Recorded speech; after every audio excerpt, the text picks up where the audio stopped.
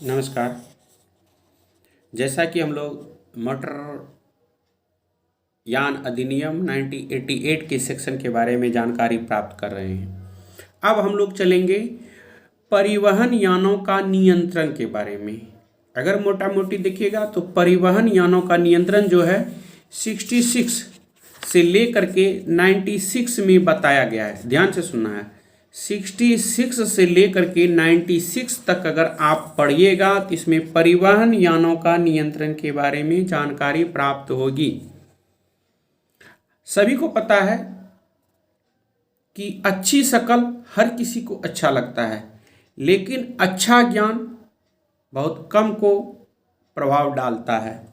तो इसलिए ज्ञान की पता तब चलती है जब हम लोग मुसीबत में रहते हैं, परिस्थिति में रहते हैं, और उसी समय हमारा ज्ञान जो है यूजफुल होता है, प्रयोगात्मक होता है, प्रयोग जिसको कहते हैं।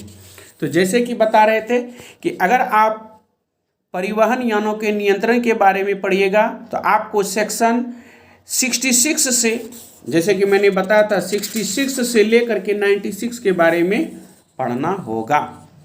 अब जैसे कि हम लोग देखेंगे परमिटों की आवश्यकता। कभी कभी आप लोग देखते होंगे कि गाड़ी जब बाहर लेके जाते हैं तो परमिटों की आवश्यकता होती है, वो आपका सेक्शन 66 में बताया गया है। उसके बाद 67 पढ़िएगा।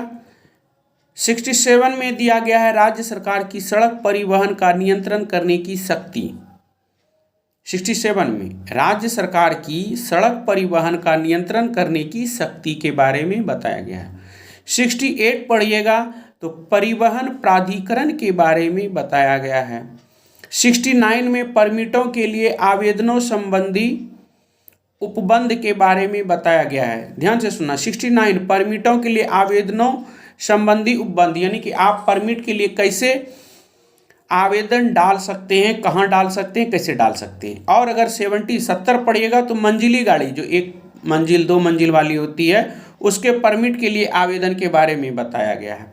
70 पढ़िएगा, मंजिली गाड़ी परमिट के लिए आवेदन है। और 71 में मंजिली गाड़ी परमिट के लिए आवेदन पर विचार करने में प्रादेशिक परिवहन प्राधिकरण की प्रक्रिया के बारे में बताया गया है।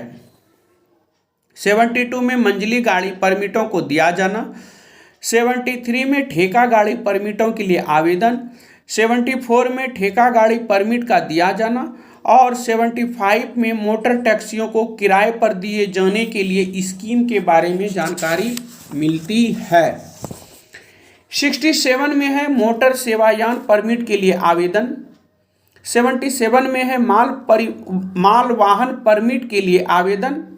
और अगर 78 पढ़िएगा तो माल वाहन परमिट के लिए आवेदन पर विचार किया जाना। 79 में है माल वाहन परमिट का दिया जाना।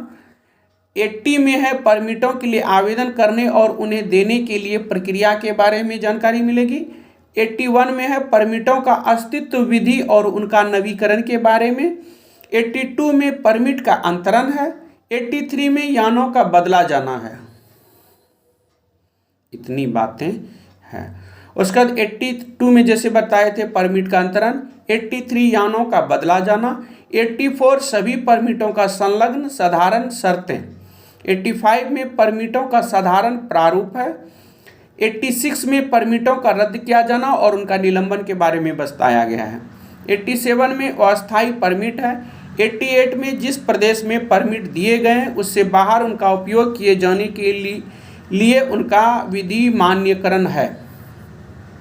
89 में अपीलें हैं।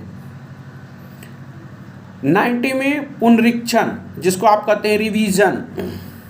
पुनरीक्षण का इंग्लिश होता है रिवीजन। 91 पढ़िएगा तो ड्राइवरों के काम के घंटों के बारे में निबंधन है। 91 में दिया गया, ध्यान से सुनना है, 91 में दिया गया है कि ड्राइवरों के काम के घंटों के बारे में निबंधन, यानी कि एक ड्राइवर कितनी देर गाड़ी चला सकती है, ये 91 में प्राप्त होता है। 92 में दायित्व का निर्बंधन करने वाली संविधाओं का शून्यकरण। 93 में अभिकर्ता का प्रचारक या अनुज्ञप्ति प्राप्त करना। 94 में सिविल न्यायालयों की अधिकारिता का वर्जन। 95 अगर पढ़िएगा 95 तो मंजिली गाड़ियों और ठेका गाड़ियों की बाबत राज्य सरकार की नियम बनाने की शक्ति, और 96 जो लास्ट सेक्शन है उसमें इस अध्याय के प्रयोजनों के लिए राज्य सरकार की नियम बनाने की शक्ति दी गई है। यानी कि अगर आप ध्यान से सुनना है कि अगर आप 66 से लेके सेक्शन 66 से लेके 96 पढ़िएगा तो इसमें आपको परिवहन यानों का नियंत्रण के बारे में जानकारी प्राप्त होगी। जैसा कि हम लोग देख रहे हैं कि ये सब जानकारी हम सबको होनी चाहिए। कैसे हम लोग परिवहन यानों का नियंत्रण करें, कैसे हम अपने सुविधा से चलाएं जिससे कि हमको कोई परेशानी न हो। तब तक के लिए अगर आपको वीडियो अच्छा लगे तो इसको शेयर ज़रूर करें, क्योंकि आपका एक शेयर करने से बहुत सारे की जीवन की जो दुविधाएं हैं वो दूर हो सकती है। तो नहीं कुछ तो इस वीडियो को शेयर करके कुछ मदद करें। और शायद हमको लगता है कि वीडियो अच्छा लगना चाहिए, पता नहीं, खैर शकल सूरत के बारे में तो गारंटी नहीं है, लेकिन जानकारी तो मिली ही होगी, कुछ ना कुछ ज़रूर मिलेगी। और इसके बारे में और जानकारी प्राप्त करेगी कि कभी अगर मान लिया जाए पुलिस गाड़ी आपकी पकड़ती है या किसी कारणवश आप वहाँ चले जाते हैं तो उसके बारे में भी हम जानकारी देंगे आपको। तब तक के लिए जय हिंद, जय भारत।